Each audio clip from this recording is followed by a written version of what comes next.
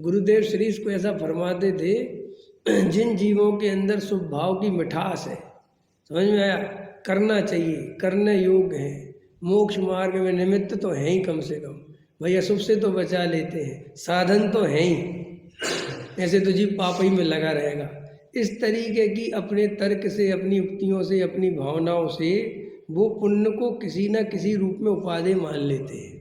और ये पुण्य को किसी भी रूप में उपादेय तुमने माना और वो उतना ही बड़ा जहर का काम करता है जैसा मिथ्यात्व। ये पूरा मिथ्यात्व घुस जाता है इसमें कि क्यों, जैसे बढ़िया से बढ़िया खीर हो और उसमें एक बूंद जहर की किसी ने डाल दी तो कितनी खीर खराब हो जाएगी, एक गिलास सारी हो जाएगी। इतना बड़ा भगोना, 100 किलो की खीर, लेकिन एक बूंद जहर की कौन खाएगा।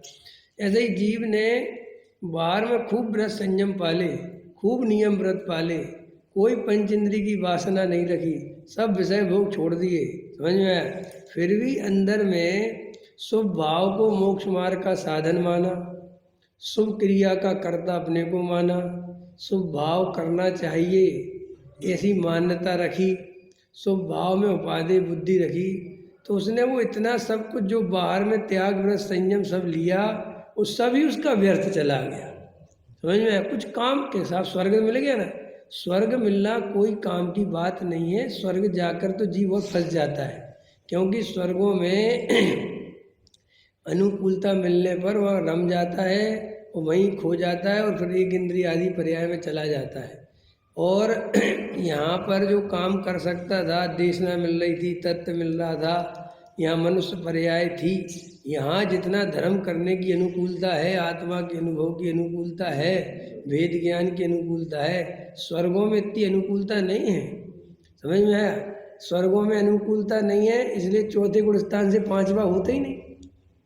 और वो भी चौथा क्या, जो यहाँ से सम्यक दृष्टि गए तो वहाँ भी सम्यक दृष्टि है, इंद्र वगैरह, सो वे सम्यक ही दृष्टि रहते हैं, 5वें गुण स्थान में नहीं जा सकते।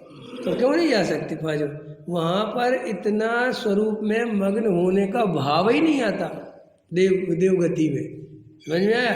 तो जो श्रद्धा लेके गए तो वे कम से कम श्रद्धा तो टिका के रखते हैं, लेकिन वहाँ पर मौज मस्ती, इतनी बढ़िया विषय भोगों की अनुकूलता है कि वो अंदर से वैराग्य नहीं आता वैसा।